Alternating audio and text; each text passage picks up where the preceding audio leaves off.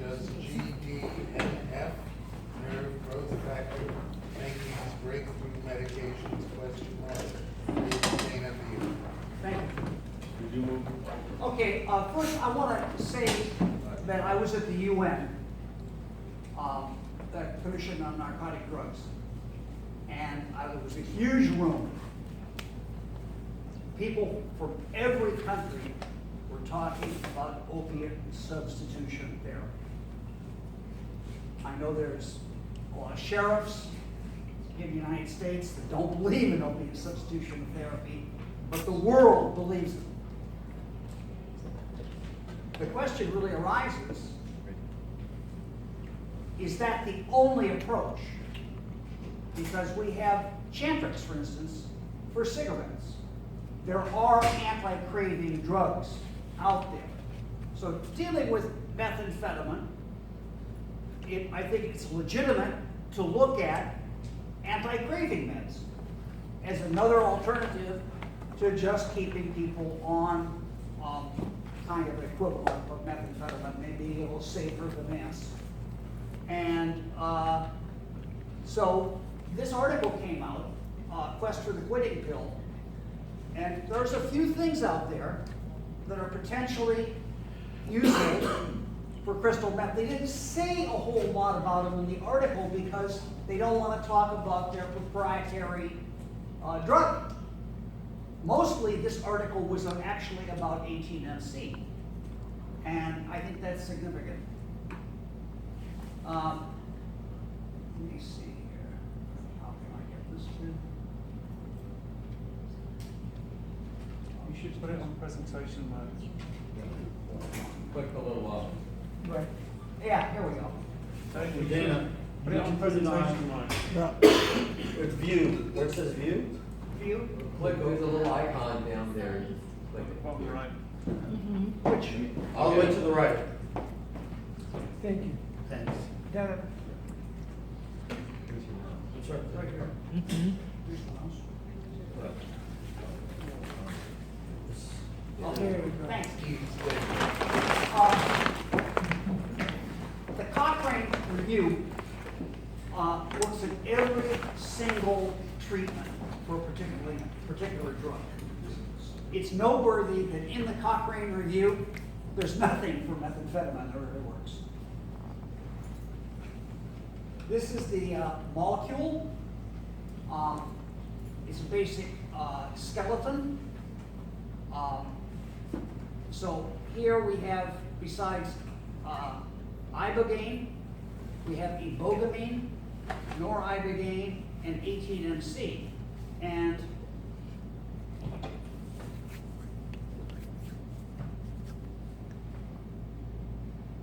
let me see if I can get this to, yeah. Oh, you can't do that on there. No. Oh, this is not, so I guess I just have to talk. Anyway, I think the significant thing in here is the bottom one, the 18-methoxychloronaridine. On the R2 position, there's a carboxyl.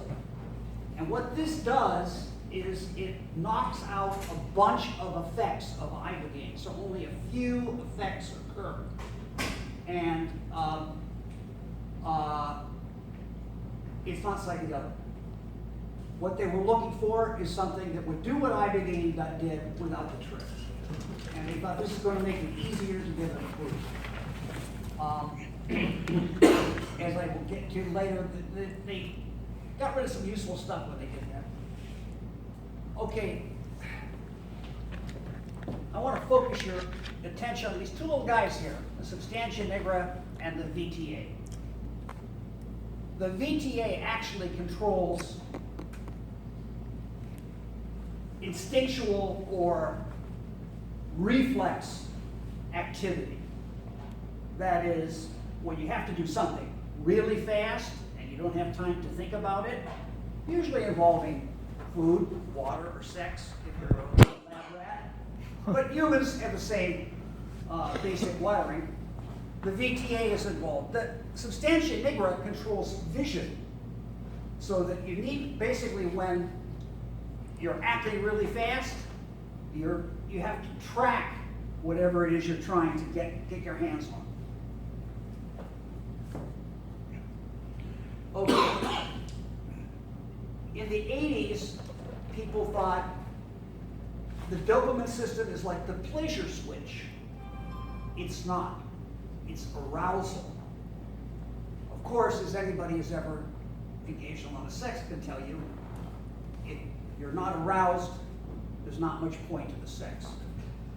So they did a little study here where they gave a surprise reward to a rat. Rats really react if you squirt their tongue with some juice. So what happened was, they squirted the tongue with the juice, and they got a dopamine spike. But then they... Juice like orange juice? Yep, fruit juice. To a rat, that's like crack to a human being, you know. But then they did a little like Pavlovian dog type experiment, where they paired the reward with a signal, like a bell or a light. And what happened was, the arousal moved from the reward to the notification of the reward. So this is definitely not the pleasure switch, this is the arousal switch. And they did another study where they paired the light to a bell, and it moved even further. So this is almost definitive, you know, that it is not, you know, what Nancy Reagan thought or Ronald Reagan thought the pleasure switch. It's something much more fundamental than that. I'm going to give you a thought experiment. You're out in the street and the wind is blowing, and a couple of dollar bills or $20 bills blow by on the street. What do? You grab them. You don't even think. Now, can you use it? Can you eat a dollar bill? Can you drink a dollar bill? Can you fuck a dollar bill? No. But the dollar bill will get you all those things. So you become very aroused when you see those $20 bills going by. You grab them and then you look around guiltily and you keep them if nobody comes after you. Okay, this is what's called the tyrosine cascade. And this is basically a foodstuff. And it goes through, turns into dopamine, and then down here it turns into norepinephrine. So dopamine covers sex, norepinephrine covers fight or flight. Fight or flight. Fight or flight. Right, you got it. And these are all intended to get you up and acting very, very quickly for whatever it is. Now, you can figure out, this is the brain, right? That's pretty straightforward. But you often don't think about it. This is the brain too. The adrenal system. It's called the pituitary, hypothalamic pituitary adrenal axis, HPA axis. And interestingly enough, I'll get to GDNF in a minute, but when they knocked out the GDNF gene in mice, the little fetal mice formed no kidneys. So, in a way, this entire kidney is like a scaffolding for this thing. And if you don't have the GDNF, the mice were born and they probably died. So, this is a rat having sex. And you see over here, kind of sticks it in. It's a male rat. He gets aroused, he gets up to a new plateau of pleasure. He goes for a while, then he gets really excited and has an orgasm, and then they drift off to sleep. Maybe they have a cigarette. They're still even more aroused at the end. Huh? They're even more aroused at the end. Anyway. Well, 200 minutes. So what happens when you short circuit this and you give one of these stimulants that directly works on dopamine in the ventral tegmental axion, nucleus accumbens. Cocaine or Ritalin block reuptake, so the dopamine hangs around longer in the synaptic cleft. Methamphetamine simply causes this enormous 12-hour release of dopamine, which completely ends up blinding the receptor. And that's what happens. This is equivalent to walking out on a very sunny day from a darkened room where you literally have to close your eyes at first because you're not adapting. But then after 5 minutes, if you walk back into the darkened room, you can trip over the furniture because you can't see. And that is what happens with methamphetamine.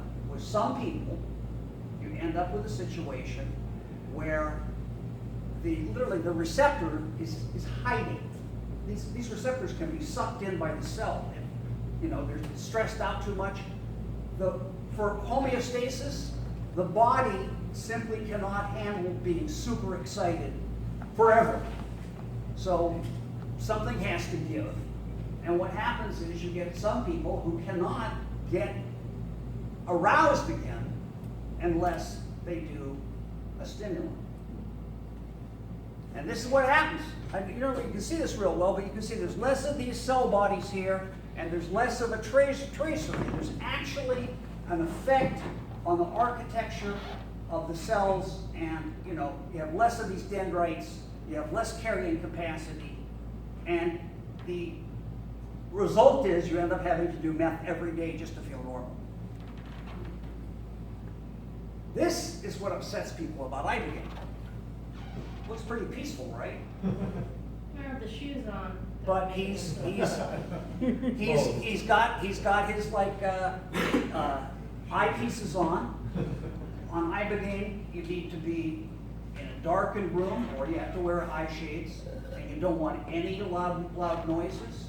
It's a lot like being asleep and taking a nap, where you go in and out of consciousness, and you're dreaming. Except that on Ibogaine, you're really dreaming a lot. But Ibogaine is a REM mimetic. That is, it mimics REM. And they've done a lot of studies in this, even down to having effects on the immune system. But this really, really upsets people, that people are taking a drug and getting this benefit the general public doesn't get without taking the drug. And there are people in this country who do not believe drugs should do that. Very Period. true. Very true. So, this poor guy just sleeping on a couch is breaking a law. He's in the United States. Okay, this is real simple. You notice that awake and REM sleep are the closest of these different stages of sleep. And the thing is, you don't remember this stuff in here, but you can remember your dreams. Stuff passes from the dream over into waking when you wake up, and you can remember your dreams. Now this is where it gets really interesting, because your brain is like a giant fiber optical switch. And this is from a paper called Quantum Coherence in Microtubules.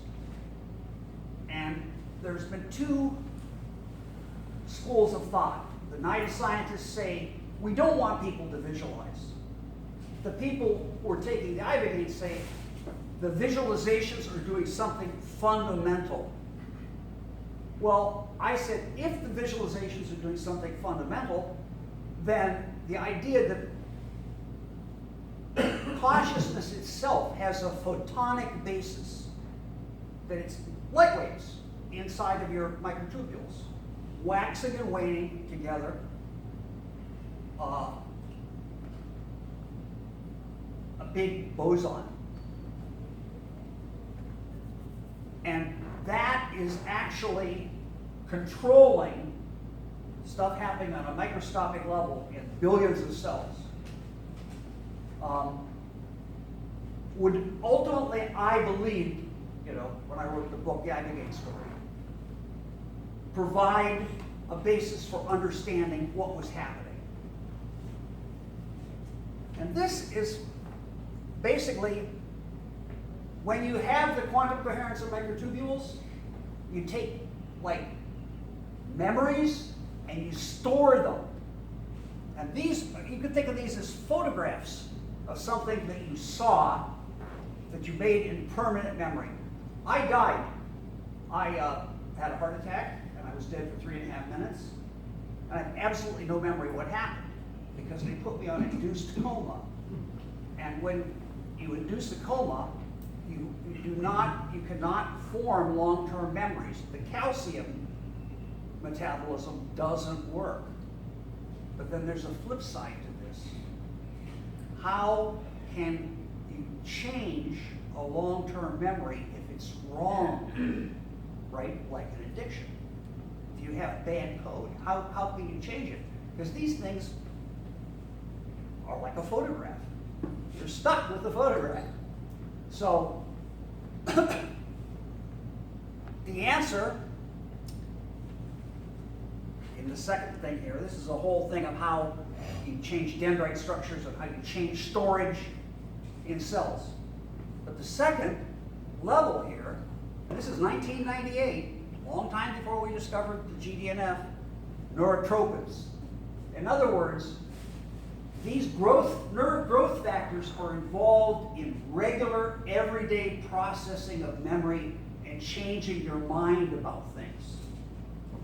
Like you learn, it wasn't person A who stole my money, it was person B. And then you go back over everything that happened and you say, yeah, it was person B, you know?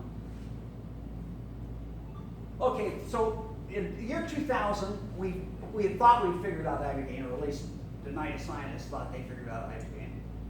And they were talking about receptors that are agonist, antagonist receptors. In other words, something like an opiate has an antagonist naloxone, right? And the three main receptors involved with Ibogaine were the kappa opiate, which is not like moo, it's not going to make you high. In fact, it's like salvia divinorum. It's going to make you be kind of like stimulated, and it's dysphoric. But what it will do, if you're hurt acutely, it'll keep the moo effect, which is going to flood because you hurt yourself, from overdosing you and causing respiratory collapse. But then what's the other thing about like opiates that's a big problem? After a while, they stop working.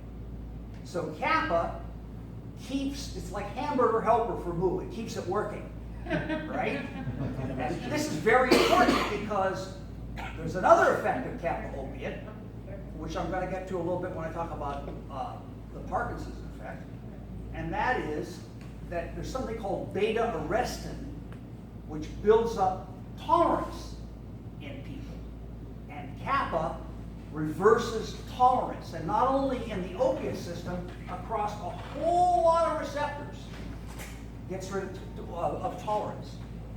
This is the key effect. This is an effect shared with Wellbutrin, even though it's a slightly different set of nicotinic acetylcholine receptors. But the alpha-3 beta-4 is specifically distributed right around the nucleus accumbens and the VTA. And stuff for bupropion, Wellbutrin, is a different receptor called alpha-4 beta-2, which is largely in your body. So if you want to stop the specific effect of stimulants on the part of the brain that becomes addicted,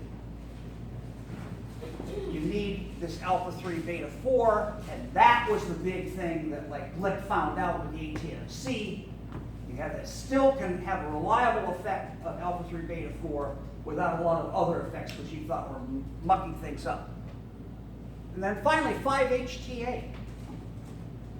5-HTA is A lot of times, they won't even proceed with the drug if it has this effect. This is the same effect as LSD and psilocybin. Well, it turns out that LSD and psilocybin, I went to this thing called Breaking Convention. Just was there with Claire. And it turns out they're giving psilocybin to people, and has about 5-HTA. And guess what? Psilocybin expresses both GDNF and brain-derived neurotrophic factor as well. So it has a long-term effect. And this 5-HTA thing that's been kind of like banned is really useful. And so I don't know whether we want to throw it out. This one here makes you nauseous. And that's, we thought, oh, it's great. We're getting rid of the nausea with 18-MC. It's going to be a wonderful thing. Well, it also stops excitotoxicity from this guy. Oh, wait a minute here. This guy was,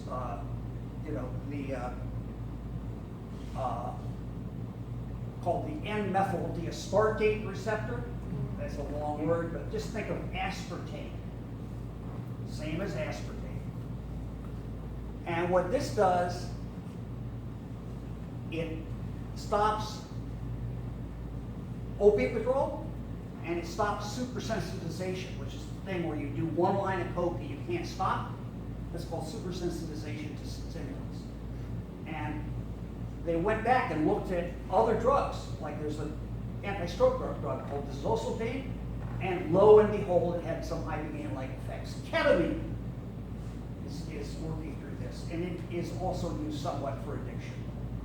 And so I said in London in 2002, I said, this pour here, letting in calcium, we need to let a little bit of calcium in to regenerate all this stuff in here, inside the cell, because this is all like calcareous formations of microtubules and stuff. And I didn't know about the growth factor yet, but it more or less predicts that the growth factor will exist. Now this is the growth factor. Look at this. This is just 48 hours. These are neuroblastomas.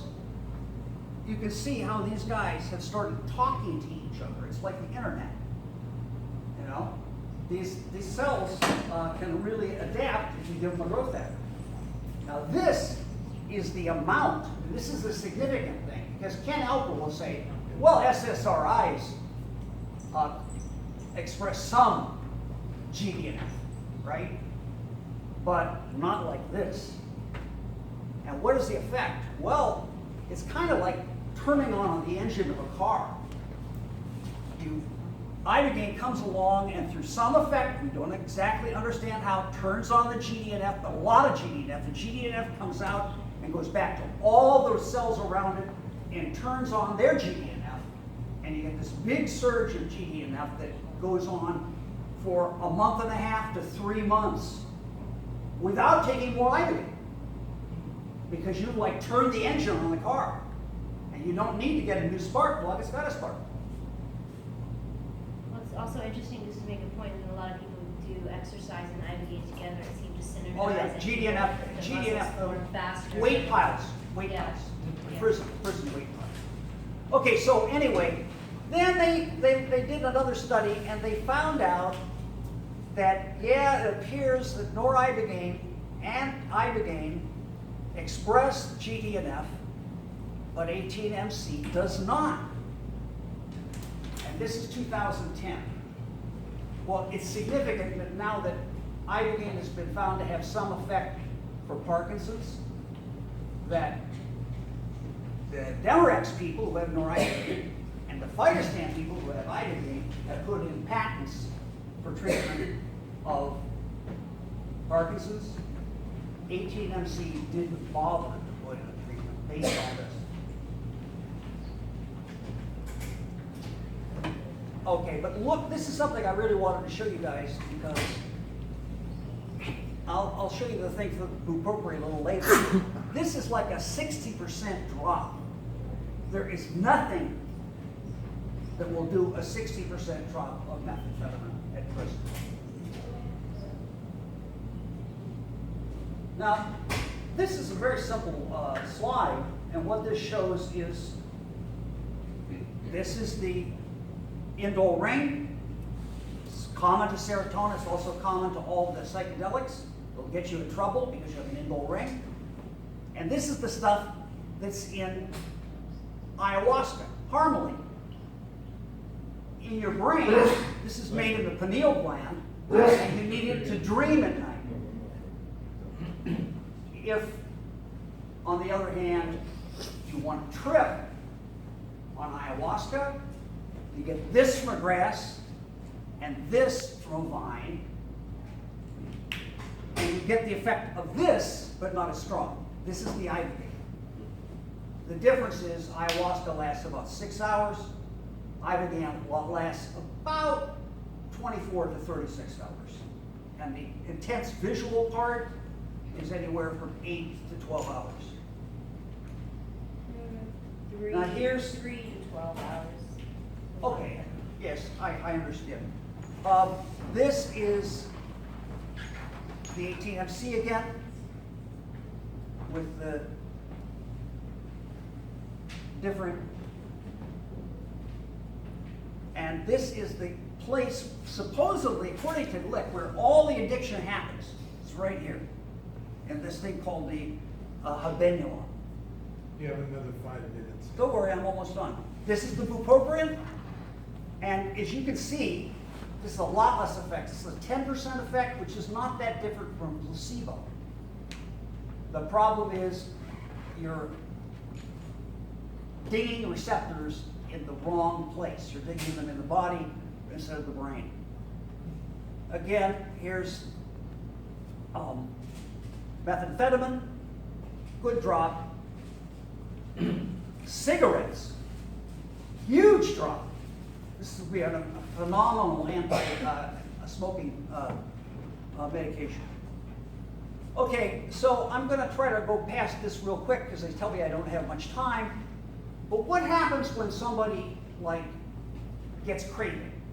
So people, places, or things trigger a glutamate cascade, and what happens is the glutamate takes over and kind of forces you into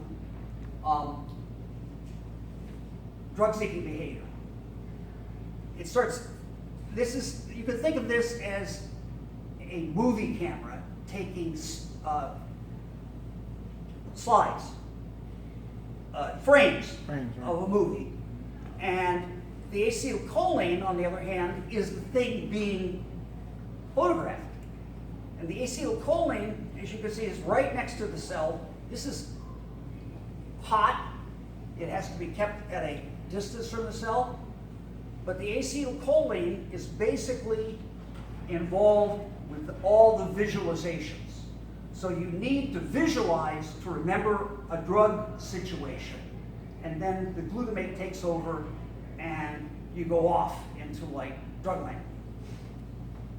But you can see that even a protozoa that does not have a central nervous system can get around this rock. And the same thing is happening with your cells in your brain when they're sending out dendrites and growing into contact with each other. Glick believed that you just think something's significant. We believe that what is happening is every time you have an aha moment, there's a physical substrate. Two cells have gotten in touch with each other. You go, aha, right? It's a lot like tuning in a radio. Okay, I'm almost done on the next to the last slide. Yeah, this is work being done at Columbia, and they started taking apart the Ibogaine molecule, and what they did was they got rid of this one little link here. And what they got was they got this drug, which is super powerful, unfortunately, it's a little too toxic to put into humans. And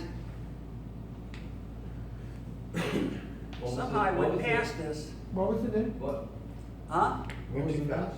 well, there was another drug on that slide that said it had good GDNF release with no toxicity. Yeah, there were 2 or 3 of them. But I want to get back to something else here. Yeah. Stop. I somehow went past this. Herd blockade. I shouldn't have gone past this one because this is our problem with Ibogaine. You can't go past this one. It's there. You know, in other words, you're going to have problems with the heart. You're going to have to monitor these people. Can you explain that a little, slow that down and explain what that means to me? Okay. It's a form of potassium blockade. Also, there's some potassium blockade with the sigma effect, so that right when you take the Ibogaine, you have 2 kinds of potassium blockades. But in between roughly 14 and 22 hours, which was not, everybody thought this is not the problem, right? We don't have to worry about this. That's where all the people were having adverse events, which is a nice way of saying they might die. And it was found that the real culprit is noribogaine. So noribogaine turns out not to be that effective, and it's got a herd channel. Of course, every time you take Ibogaine, your body makes it to noribogaine. So you just have to really watch the patients during that period of time. But there's some, I'm going to make 2 points. There's some correlation between the herd channel blockade and the expression of GDNF. The adult is not meant to express quite so much GDNF. You have plenty when you're in the womb, not so much when you're an adult. So you have to handle this extremely carefully. But the other thing that we found out is that microdoses of Ibogaine are effective for reversing Parkinson's degeneration. So what this indicates is if we could get permission, instead of giving 1,400 milligrams the way we do to quell heroin withdrawal, you could probably get by giving people 20 milligrams or less a day for their crystal meth problem, if you wanted to go that way. The other really interesting thing is that this seems to be an effect. Dana, you This can't. seems to be Dana, an effect. Dana, This question here seems to be an effect. Dana, you can't say it's effective against. It's potentially effective against. You can't make that claim yet. Yeah, except that I know one thing, It's the a people potential who are treatment. getting it, it's keeping them alive. Patient D would be dead now. Potentially, We leave potentially this- it's the Okay, idea. but Leave see- this for the discussion. Yeah, but period. yeah, Yes. I just want to make one final point. This question mark here. Ibogaine is mimicking what happens in the womb. When you're in continuous REM, and your REM is orchestrating the complete construction of your body. We're seeing effects with multiple sclerosis, Crohn's disease, autoimmune effects, reversing autoimmune disorders that can really only be explained through the REM releases. They're not directly the effect of the GDNF. And I will say we do have one experiment where they jolted the rat with electricity every time it tried to go into REM, and the immune system of the rat completely collapsed and the rat died. So the obverse of that is, if you could mimic REM, it'll do a lot of really amazing things for the person. And, well, the only other thing I would like to do is I have somebody in the room that I want to introduce you to. Norma. This is Norma. Without Norma, there would be no Ibogaine. Yes.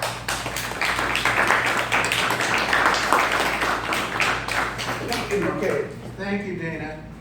Our last speaker before the discussion period will talk about how does this fit into the current LGBT crystal. Hi, I'm Carlos Echison Valentin.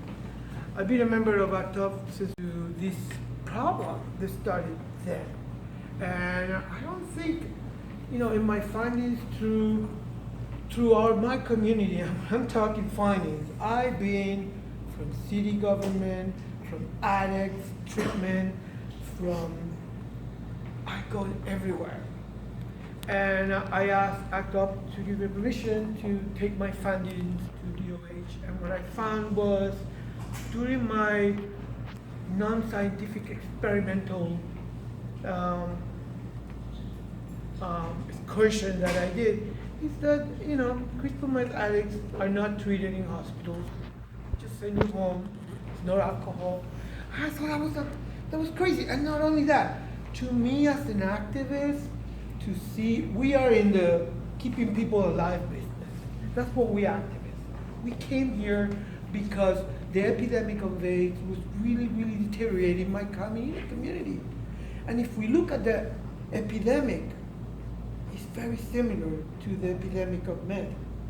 Men die in shame by themselves, just like the AIDS epidemic. And as a I'm recovered from crystal meth. I'm not going to tell you my story, but it destroyed my life. It stopped me from being the good activist that I was. I stopped being an activist. I didn't have any interest in anything. ACTUP has blessed me. We need to thank ACTUP because ACTUP is always committed to the community. And because ACTUP, I was able to go and talk to people. I was able to, I think people die in meth. And our group has opened up all the possibilities. And this is why we're here, talking to each other about what you have been finding, how you came here. Well, I gotta tell you, in my time lately, it's been very scary to see how the demographics in my community have changed. Younger people are turning positive, older men have become positive. The fear of having sex no longer exists. So the spike in the numbers and all that stuff kind of worry me as an activist. So a few years back, I went to the people I know. I came here to the center because I have seen great success of people being sober here in the center. So I went and asked my people, hey, why there's no protocols in hospitals? Why people go to hospitals and send you home to deal with this by yourself? When I told DOH, they admitted it to me that there's no such a thing, and they were going to change that. And since then, a lot of things have happened. Our little group here has been part of the development of Recharge. Recharge is here today, doesn't it? Thank you for being here. It's very important for us to keep the people who are negative, and even the harm reduction is very important, because if you don't teach an addict how to do these drugs, it's going to infect a whole lot of people. And I believe in ACTUP, we are in the business to keep this disease out of our lives. And we have committed, most of us have committed our lives to this. We don't get paid from anyone. We are committed in ACTUP to this other epidemic. We're committed to a lot of things. Even youth homeless, we have a array of issues. But when we do, we educate ourselves, just like we educated ourselves during the AIDS epidemic. We can't go talk around the city in circles of drug addiction, not knowing our shit. I had to get busy. I don't know nothing. I started to knock doors. Thank you, Jody Sana, for being here. He was the first person I spoke to. He is part of the center, outpatient treatment, and he was the first person I started to have conversations about what's going on in the treatment of this is why we're here. I mean, the demographics are scary. They're very different to where we were in the 90s or even in the 2000s. Things have changed. I don't believe, like I told Dimitri in a small talk, that the epidemic of crystal meth was over. It's lingering all these years. Look, if you think about it, crystal meth was developed for the war so long ago, and no one ever came up with a treatment. It's been floating around in the social groups of humanity for all this long. And what's lacking? Conversation, education, exchanging ideas, just what we're doing here. I want to thank Andy for keeping us together. I want to thank you, these men here. I want to give you an applause. Why I'm doing this? Because they have kept all these issues in the front row of our group. We are the working group of the meth working group of ACT UP, and I'm very proud to be part of this group. I suffer crystal meth myself addiction. I've been 12 years sober. I have seen a lot of death. I have seen myself experience how horrible it is to lose your life and lose the things you love. I lost my way, and somewhere I was not an activist anymore. And now I am here trying to be part of the solution. And I think I thought, Part of the solution. Thank you. thank you for being here. It's very important for me this. So, thank you, Carlos. I just wanted to say, yeah.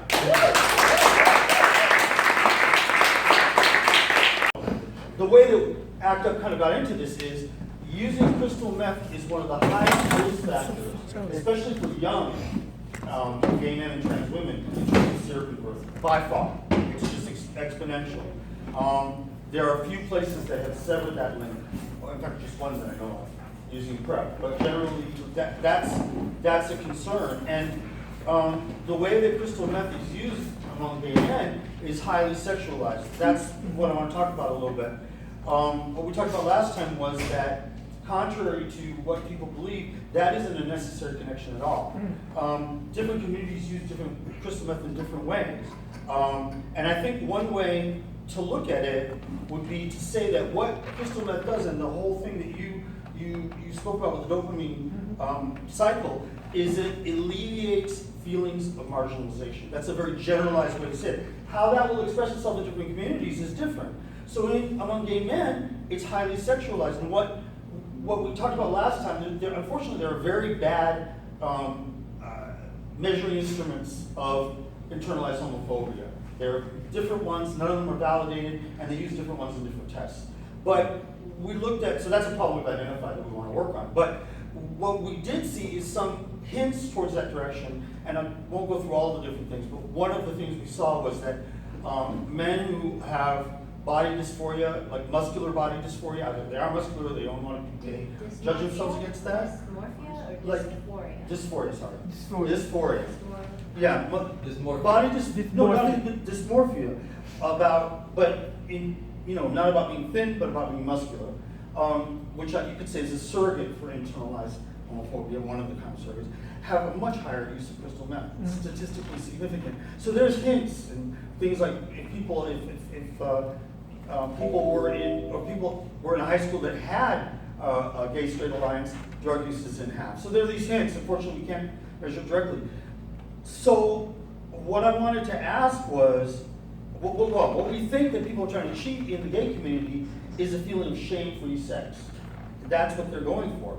And that's not something that's not good. That's admirable, but unfortunately, we haven't begun these discussions. So one of the questions that I have then is, I'm putting you on the spot, but typically, one of the things that happens when people do go into recovery is they don't have sex, and they can't have sex for a while. And that's a huge issue, and it's a huge relapse trigger among gay men. So all of you, like, I mean, what was your experience in that sense? I will say that when I went into recovery, I got a sponsor, in 12-step programs, I got a sponsor. My sponsor recommended, actually, my sponsor said, why don't you try and go a year without sex? And I thought that was the funniest thing I'd ever heard. Because sex and the gay community are very, very much linked together, and I couldn't even imagine that. And I did that. And I did it on purpose. I chose to do that, and actually, it helped me focus on recovery, helped me focus on myself a lot. It wasn't always that easy, but it did make a big difference in my life. So, I mean, one of the things that, I'll open this up in just a second. One of the things that we are thinking is that that the specificity of the sex is to overcome internalized heterosexist disgust with gay male sex, anal penetrative sex, and that's something we need to address as part of all of this. I mean, I think these are not messages that people understand consciously always, but the idea is we don't really have a solution to say, okay, if you do this, you can overcome your internalized shame, whereas many people get the idea that taking this substance will do it, but at least we ought to give people the chance that we're looking into it. We understand it. It isn't a bad thing. Just one last thing I'll say. I don't know any other drug that people use where people ask, was it real? Was what I experienced real? You know, and gay men are constantly saying, was that connection I felt real? And I think what that is it was real for the moment, and the aspiration is actually positive. And so I just think it's important that we not explicitly or implicitly tell people that that wasn't worthy and that you shouldn't have the chance to have that. Well, at the same time, being honest, that I don't have a recipe for how to do that. And I'd be curious to see what you think about that. Yeah, you know what it makes me think of is a few important ideas. One embedded or implied in what you're saying. One is that impulse to engage in crystal meth fueled sex is not one thing. You know, I have this idea of multiple meanings. That is, this is a meaningful relationship to a substance, to sex, to a community. Right. And there are multiple communities: the slamming community, the snorting communities, the communities that are, cleaning their houses at 3 o'clock in the morning when they're, I mean, it's not a unitary community. It's not a unitary impulse. So I think what you're talking about is one really important piece. But, being gay in America is inherently traumatizing. People have experienced trauma throughout the course of their lives, which informs how they feel when they're sober. And there is something that is healing, which brings me to another point and this is a critique I have of this disease concept, which pathologizes the impulse. It pathologizes it and it decontextualizes it. This is my disease. Whereas in fact, this is a meaningful impulse that I have, as you were saying, to express a legitimate, genuine need that I have, either to cope with, overwhelming feelings of self-hate or shame or trauma or isolation. We can go on and on and on. That somehow get fixed, healed in a very real way, temporarily, but clearly in a way that is also tremendously potentially damaging. So I think that instead of pathologizing the impulse, we need to honor it. In the old disease concept-based treatment, they said, don't listen to that, that's your disease talking. The problem with that is that if you wall off what's meaningful and vital that's expressed in that impulse, you never get to understand it and to integrate it, which is another way for us to think about recovery. That if we can get inside of that honor and listen to what's actually being expressed, we may be able to find ways to talk about it, to integrate it into our lives without needing to go that way. So just one more question, and to bring Claire too. So what I would take that further and kind of link it to what you're saying about people going back into a community. I think that this is just the tip of an iceberg. People using show the tip of an iceberg of an entire community that needs to be part of this. And so just treating the people is not enough. And as you said, people going back into a community is essential, be part of people's success and Community in recovery. which they feel safe. Right. Now, with the rat park studies, you know what the rats did? A lot of? Guess what they did? Yeah. Okay? And one of the things that I noticed ever since, well, since I've been growing up and through how I was exposed to sexuality, and then in working with Ibogaine and working with psychologists and for this treatment, is that, like Gabor comes up with, he says every single person he works with has had sexual trauma. And for me, it's up there, way up in the 90s, okay, with the people that come to us.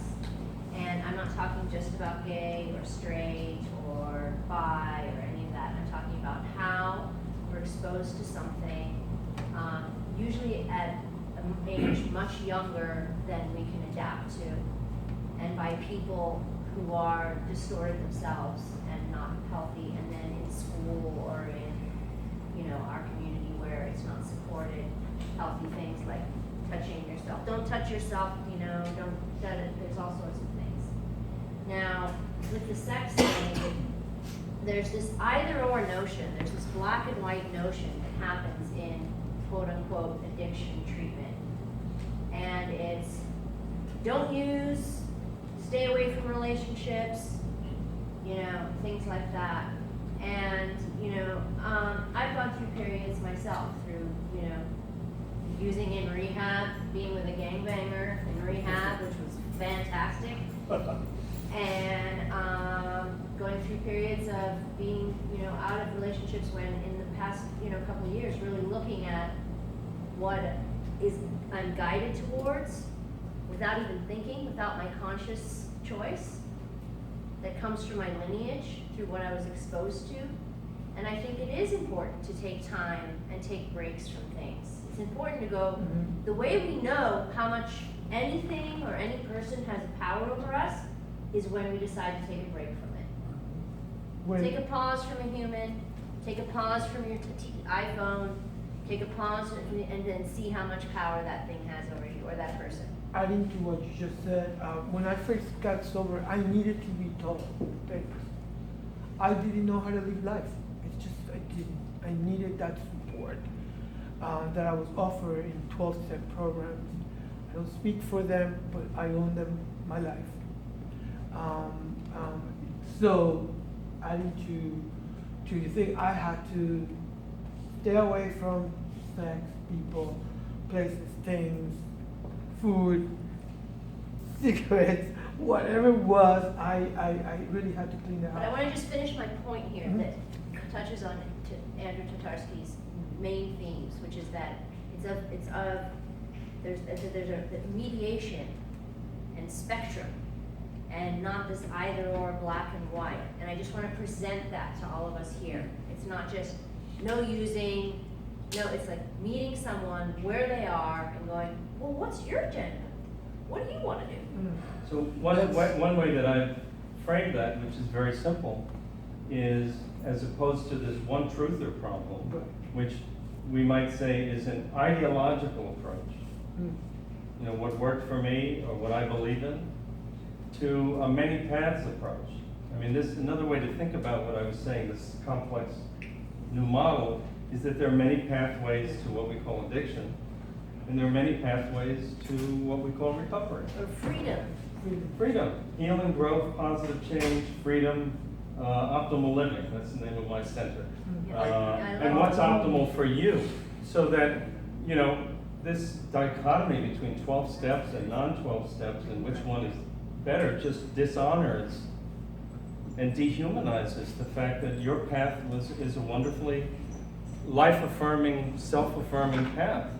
But it doesn't mean that it's the same path for you or for Claire. One of the, I think, biggest and unidentified challenges that you are touching upon is something that struck me at the HR meeting in Montreal earlier this year, and that is, for much of the world, by definition, there is something wrong with someone who uses drugs.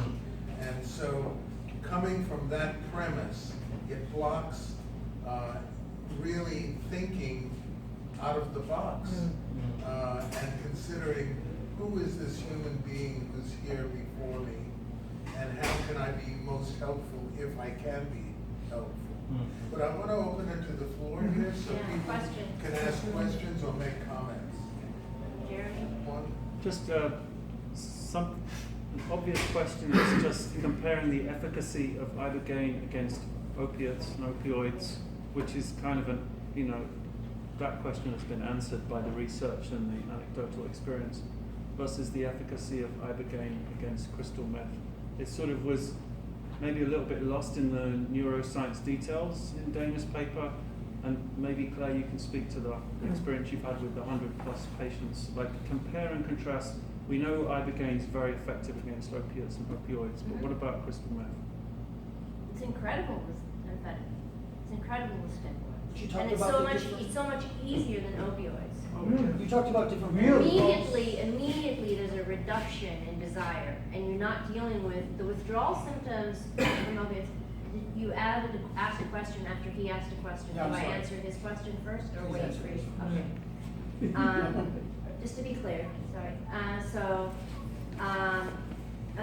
With Ibogaine and amphetamine, you see it's immediate. I mean, I had someone tell me they saw all of his negative thoughts being chopped up, just like he chopped up the meth on Ibogaine, and that everything was being moved out and moved out. Everybody has their own way of moving it through, you know?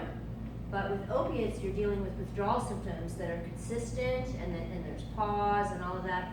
With amphetamine, it's getting them to sleep, getting them to eat, and then getting medicine in them, and then it's like this beautiful release and a decrease in desire. Of course, a lot of the issues come up with the trauma, and people who are using amphetamine, like many who've been, I call them lifers, people who have careers. If you got 5, 10, 15, 20 years doing something, that's your career. You did whatever else you did, but then you also were a drug user for all those years. And it's really like saying to, an engineer, okay, now you're going to be a cross-stitch sewer. And so what it does for people is, working with amphetamine, it just reduces craving and reduces tolerance, like immediately. And you're not dealing with all those withdrawal symptoms. But what you're dealing with is tapping into